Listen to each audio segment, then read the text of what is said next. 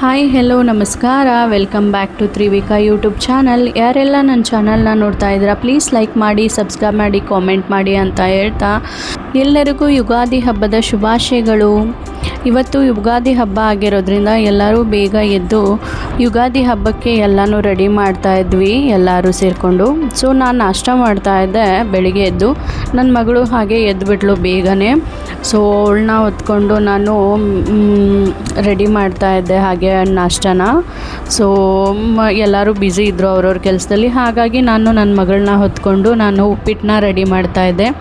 ಹಾಗೆ ನಮ್ಮ ಮಾವ ಕೂಡ ಸೈಡಲ್ಲಿ ಅವರು ಕೂಡ ಹೆಲ್ಪ್ ಮಾಡ್ತಾಯಿದ್ರು. ಅವರು ಕೂಡ ಬ್ಯುಸಿ ಇದ್ದರು, ತೋರಣ ಕಟ್ತಾಯಿದ್ರು. ಸೊ ನಮ್ಮ ಅತ್ತೆ ಬಂದು ಆರತಿ ತಟ್ಟೆನ ರೆಡಿ ಮಾಡ್ತಾಯಿದ್ರು. ನನ್ನ ಹಸ್ಬೆಂಡು ಬೇಗ ಬೇಗ ಸ್ನಾನ ಮಾಡ್ಕೊಂಬಂದು ಅವರು ಕೂಡ ಯುಗಾದಿ ಹಬ್ಬಕ್ಕೆ ಹೆಲ್ಪ್ ಮಾಡ್ತಾಯಿದ್ರು ತೋರಣ ಕಟ್ಟೋಕ್ಕೆ. ಅವರ ಅಪ್ಪ ಮತ್ತು ಅವರು ಇಬ್ಬರು ತೋರಣ ಕಟ್ತಾಯಿದ್ರು. ಹಾಗೆ ನಾನು ಬೇಗ ಬೇಗ ನಾಷ್ಟ ಎಲ್ಲ ಮುಗಿಸ್ಕೊಂಡು ಸ್ನಾನ ಎಲ್ಲ ಮುಗಿಸ್ಕೊಂಡು ಹಾಗೆ ರಂಗೋಲಿ ಹಾಕ್ತಾಯಿದ್ದೆ. ನನ್ನ ಮಗಳು ಮಿಡಲ್ ಡಿಸ್ಟರ್ಬ್ ಮಾಡ್ತಾಯಿದ್ಲು. ನನಗೆ ರಂಗೋಲಿ ಹಾಕೋಕ್ಕೆ ಬಿಡ್ತಾನೆ ಇರಲಿಲ್ಲ. ಕೊನೆಗೆ ಎಲ್ಲ ಮುಗಿಸ್ಕೊಂಡು ನನ್ನ ಮಗಳನ್ನ ಕರ್ಕೊಂಡು ಅವಳಿಗೆ ಎಣ್ಣೆ ಸ್ನಾನ ಮಾಡಿಸೋಣ ಅಂತೇಳ್ಬಿಟ್ಟು ಸೊ ಎಣ್ಣೆ ಎಲ್ಲ ಮಸಾಜ್ ಮಾಡ್ತಾಯಿದ್ದೆ. ಹೇಗೆ ಕೂತ್ಕೊಂಡು ಎಣ್ಣೆ ಸ್ನಾನ ಮಾಡಿಸ್ಕೊಳ್ತಿತ್ತು ಅಂತ.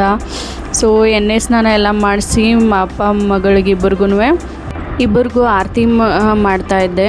ಸೊ ಹೊಸ ವರ್ಷ ಆಗಿರೋದ್ರಿಂದ ಎಲ್ಲ ಒಳ್ಳೆಯದಾಗಲಿ ಅಂತ. ಸೊ ಅವಳು ತುಂಬ ತೀಟ್ಲೆ ಮಾಡ್ತಾಯಿದ್ದಾಳೆ ಇತ್ತೀಚೆಗೆ, ಕೂತ್ಕೊಳ್ಳೋದೇ ಇಲ್ಲ ಒಂದು ಜಾಗದಲ್ಲಿ. ಸೊ ಫೈನಲಿ ನಾನು ಅವರಿಬ್ಬರಿಗೂ ಆರತಿ ಎತ್ತುತ್ತಾ ಇದ್ದರೆ ಅವಳು ನೋಡ್ತಾ ಇದ್ಲು, ನಗಾಡ್ತಾ ಇದ್ಲು, ತೀಟ್ಲೆ ಎಲ್ಲ ಮಾಡ್ತಾಯಿದ್ಲು ಮಿಡಲ್ಲು.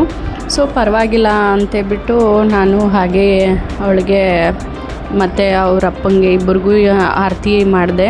ಹಾಗೆ ನಮ್ಮ ಮಾವನಿಗೂ ಕೂಡ ಆರತಿ ಮಾಡಿದ್ವಿ ನಾವು. ಸೊ ಇಬ್ಬರನ್ನೂ ಜೊತೆಗೆ ಕೂರ್ಸೋಕ್ಕಾಗಲಿಲ್ಲ, ಯಾಕಂದರೆ ಅವರು ಇನ್ನೂ ರೆಡಿ ಆಗ್ತಾಯಿದ್ರು. ಸೊ ಹಾಗಾಗಿ ಇವರಿಬ್ಬರಿಗೂ ಮೊದಲು ಮಾಡಿಬಿಡೋಣ ಅಂತೇಳ್ಬಿಟ್ಟು ಇವರಿಬ್ಬರಿಗೂ ಆರತಿ ಮಾಡ್ತಾಯಿದ್ದೆ. ಯಾಕಂತಂದರೆ ನನ್ನ ಮಗಳನ್ನ ಹಿಡ್ಕೊಳ್ಳೋಕ್ಕೆ ಒಬ್ಬರು ಬೇಕು. ಸೊ ಹಾಗಾಗಿ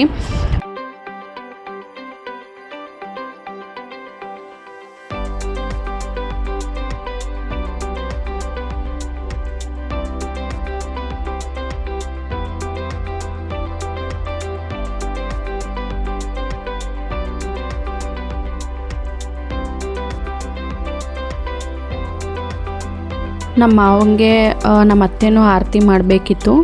ಸೊ ಅವರು ನೈಟಿ ಮೇಲೆ ಇದ್ದರು, ಪಾಪ ಕೆಲಸ ಮಾಡಿ ರೆಡಿ ಆಗಿರಲಿಲ್ಲ. ಸೊ ಹಾಗಾಗಿ ಅವರು ಮಾಡೋಕ್ಕಾಗಲಿಲ್ಲ, ನಾನು ಒಬ್ಬಳೇ ಮಾಡಿದೆ. ನನ್ನ ಮಗಳಿಗೆ ಮತ್ತು ನಮ್ಮ ಮಾವಂಗೆ, ನನ್ನ ಹಸ್ಬೆಂಡಿಗೆ 3 ಜನಕ್ಕೂ. ಸೊ ನನ್ನ ಮಗಳು ಇಬ್ಬರ ಜೊತೆನೂ ತುಂಬ ಎಂಜಾಯ್ ಮಾಡ್ತಾಯಿದ್ಲು. ಆರತಿ ಎಲ್ಲ ಮುಗಿಸ್ಕೊಂಡು ಹಾಗೆ ಫೈನಲಿ ನಮ್ಮದೆಲ್ಲ ಮುಗೀತು. ಸೊ ಮುಗಿದಾದ್ಮೇಲೆ ನಾವು ಊಟ ಎಲ್ಲ ಮಾಡಿಕೊಂಡು ಸ್ವಲ್ಪ ರೆಸ್ಟ್ ಮಾಡಿಕೊಂಡು ಈವ್ನಿಂಗ್ ನಾವು ನಮ್ಮ ಮನೆ ದೇವರಾಗಿರುವಂಥ ಮೈಲಾರಲಿಂಗಪ್ಪನ ಗುಡಿಗೆ ಹೊರಟ್ವಿ. ಸೊ ಮೈಲಾರಲಿಂಗಪ್ಪನ ಗುಡಿಗೆ ಹೋಗಬೇಕಾದ್ರೆ ಫುಲ್ಲು ಠಾಣೇಲಿ ಏನಾಗಿತ್ತು ಅಂತಂದರೆ ರ್ಯಾಲಿ ಇತ್ತು. ರ್ಯಾಲಿ ಇರೋದ್ರಿಂದ ಫುಲ್ಲು ಡೆಕೋರೇಷನ್ ಮಾಡಿದರು, ಎಲ್ಲ ಕಡೆಯೂ ಮೆರವಣಿಗೆ ಇತ್ತು. ಹಾಗಾಗಿ ನಾವು ನೋಡಿ ಶಾಕ್ ಆದ್ವಿ. ಅಲ್ಲೆಲ್ಲ ಆಟೋಗಳು ಓಡಾಡ್ತಾನೆ ಇರಲಿಲ್ಲ, ಎಲ್ಲ ಸ್ಟಾಪ್ ಮಾಡಿದರು. ಸೊ ಹಾಗಾಗಿ ನಾವು ಅರ್ಧ ದಾರಿಗೆ ಇಳ್ಕೊಂಡು ನಡ್ಕೊಂಡು ಹೋಗೋ ಪರಿಸ್ಥಿತಿ ಬಂತು. ಹಾಗೆ ನಿಯರೆಸ್ಟು ಎಲ್ಲ ಸೆಟ್ಟಿಂಗ್ಸ್ ಎಲ್ಲ ಮಾಡಿದರು. ಸೊ ನಾವು ಹಾಗಾಗಿ ಅಲ್ಲೂ ಕೂಡ ಹೋಮ ಹವನ ಎಲ್ಲ ಮಾಡಿದರು. ಹಾಗೆ ನೋಡಿಕೊಂಡು ಹೋಮ ಹವನ ನೋಡಿಕೊಂಡು ಹಾಗೆ ನಮಸ್ಕಾರ ಮಾಡ್ಕೊಂಡು ಹೋದ್ರಾಯಿತು ಅಂತೇಳ್ಬಿಟ್ಟು ನಾವು ಹಾಗೆ ನೋಡೋಕ್ಕಂತ ಹೋದ್ವಿ. ತುಂಬ ಚೆನ್ನಾಗಿ ಮಾಡಿದರು ಎಲ್ಲ ಡೆಕೋರೇಷನ್ ಎಲ್ಲ. ನವರಾತ್ರಿ ಉತ್ಸವ ಅಂತೆ ಏನೋ. ಸೊ ತುಂಬ ಚೆನ್ನಾಗಿ ಮಾಡಿದರು. ಇಲ್ಲಿ ಬೇಗ ಮಾಡ್ತಾರಂತೆ ಅದು. ಸೊ ಹಾಗಾಗಿ ಅಲ್ಲೆಲ್ಲ ಹೋಮ ಹವನ ಮಾಡಿದ್ರಿಂದ ಅಲ್ಲೆಲ್ಲ ನಮಸ್ಕಾರ ಮಾಡಿಕೊಂಡು ಪ್ರದಕ್ಷಿಣೆ ಹಾಕ್ಕೊಂಡು ನಾವು ಹೋಗೋಕ್ಕಂತ ಹೋದ್ವಿ. ಸೊ ಅಷ್ಟೊತ್ತಿಗೆ ರ್ಯಾಲಿ ಬಂದುಬಿಡ್ತು ಒಳಗಡೆಗೆ. ರ್ಯಾಲಿ ಬಂದಿದ್ದರಿಂದ ಸ್ವಲ್ಪ ಹೊತ್ತು ನಾವು ಅಲ್ಲಿ ನೋಡಿಕೊಂಡು ಹಾಗೆ ನಾವು ದೇವಸ್ಥಾನಕ್ಕೆ ಹೊರಟ್ವಿ ಅಲ್ಲಿಂದ. ಸೊ ದೇವಸ್ಥಾನ ಇಲ್ಲಿಂದ ತುಂಬ ನಿಯರ್ ಇದೆ, ಹಾಗಾಗಿ ನಾವು ನಡ್ಕೊಂಡು ಹೋದ್ವಿ.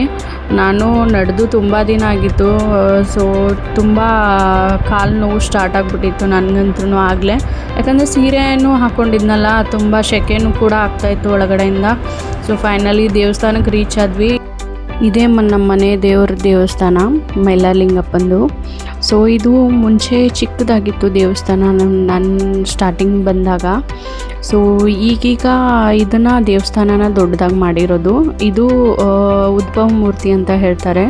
ಸೊ ಹಾಗಾಗಿ ನಮಗೆ ಅಲ್ಲಿ ಯಾವಾಗ ಹೋಗೋಕ್ಕಾಗಲ್ಲ ಮೈಲಾರ ಗುಡ್ಡಕ್ಕೆ, ಆವಾಗ ಇಲ್ಲಿ ಬಂದು ನಾವು ಪೂಜೆ ಮಾಡಿಸ್ಕೊಂಡು ಹೋಗ್ತೀವಿ. ಸೊ ಅಲ್ಲಿ ರೀಸೆಂಟಾಗಿ ನೀವು ನನ್ನ ವಿಡಿಯೋ ನೋಡಿರ್ಬೋದು, ಮೈಲಾರ ಗುಡ್ಡಕ್ಕೆ ಹೋಗಿದ್ವಿ ನಾವು. ಸೊ ಅಲ್ಲಿ ನಾವು ಪೂಜೆ ಮಾಡಿಸ್ಕೊಂಬಂದಿದ್ವಿ. ಅವ್ರು ಹೇಳಿದರು ನಮಗೆ, ನೀವು ಹಸುಗೆ ಮತ್ತು ಕುದುರೆಗೆ ನಾಯಿಗೆ ಹೋಳಿಗೆ ಮಾಡಿ ತಿನ್ನಿಸ್ಬಿಟ್ಟು ಬರಬೇಕು ಅಂತ. ಸೊ ಹಾಗಾಗಿ ನಾವು ಯುಗಾದಿ ಹಬ್ಬದ ದಿನ ಹೋಳಿಗೆ ಮಾಡಿ, ಸೊ ಹಸುಗೆ ಮತ್ತು ಕುದುರೆಗೆ ನಾಯಿಗೆ ಹೋಳಿಗೆ ತಿನ್ನಿಸಿದ್ವಿ ಮಾರ್ನಿಂಗು. ಅದಾದಮೇಲೆ ಈವ್ನಿಂಗ್ ಟೈಮು ನಮಗೆ ಮಾರ್ನಿಂಗ್ ಬರೋಕ್ಕೆ ಟೈಮ್ ಇರಲಿಲ್ಲ. ಸೊ ಹಾಗಾಗಿ ಈವ್ನಿಂಗ್ ನಾವೆಲ್ಲ ಮುಗಿಸ್ಕೊಂಡು ಹಬ್ಬದ ಊಟ ಎಲ್ಲ ರೆಡಿ ಮಾಡಿ ಇಟ್ಟು ನೈವೇದ್ಯ ತೊಗೊಂಡು ಹಾಗೆ ನಾವು ದೇವಸ್ಥಾನಕ್ಕೆ ಬಂದ್ವಿ. ದೇವಸ್ಥಾನದಲ್ಲಿ ಪೂಜೆ ಎಲ್ಲ ಮಾಡಿಸ್ಕೊಂಡು ಹಾಗೆ ಸ್ವಲ್ಪ ಹೊತ್ತು ಕೂತ್ಕೊಂಡು ನಾವು ಕೊನೆಗೆ ಹೊರಟ್ವಿ ಮನೆ ಕಡೆಗೆ.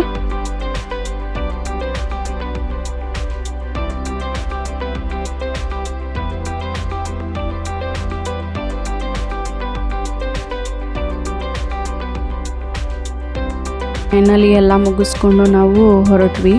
ಆಗಲೇ ಹೇಳಿದ್ದೆ ನಿಮಗೆ, ಠಾಣೆಯಲ್ಲಿ ರ್ಯಾಲಿ ನಡೀತಿತ್ತು, ಫುಲ್ ರಶ್ ಇತ್ತು ಅಂತ. ಸೊ ಹಾಗೆ ಎಲ್ಲ ಡೆಕೋರೇಷನ್ ಮಾಡಿದರು. ಹಾಗಾಗಿ ನಾವು ಎಲ್ಲ ನೋಡ್ಕೊಂಡು ಹೋದ್ರಾಯ್ತು. ಸೊ ಇಲ್ಲಿ ಗಂಟ ಬಂದಿದ್ದು ಎಲ್ಲ ನಿಯರ್ ಇದೆ ಅಂತ ಹೇಳ್ಬಿಟ್ಟು ಹಾಗೆ ನಡ್ಕೊಂಡು ಹೋದ್ವಿ ನಾವು. ಸೊ ಫುಲ್ ಡೆಕೋರೇಟ್ ಮಾಡಿದರು, ಏನು ಲೈಟಿಂಗ್ಸ್ ಎಲ್ಲ ಹಾಕಿದ್ರು. ಸೊ ಈವ್ನಿಂಗ್ ತುಂಬ ಚೆನ್ನಾಗಿರುತ್ತೆ ನೋಡೋಕ್ಕೆ. ಸೊ ಇದು ಬಂದು ಕೆರೆ ಮಧ್ಯದಲ್ಲಿ ಶಿವಾಜಿ ಮಹಾರಾಜದು ಸ್ಟ್ಯಾಚ್ಯೂ ಇದೆ, ತುಂಬ ಚೆನ್ನಾಗಿದೆ.